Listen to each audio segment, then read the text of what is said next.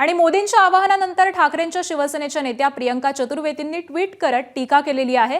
जनतेला आवाहन करण्याआधी मंत्री आणि नेत्यांच्या ताफ्यांवरती बंदी घाला आणि मोठ्या सभांवरती वर्षभरासाठी बंदी घालण्याची मागणी प्रियंका चतुर्वेदींनी केली आहे।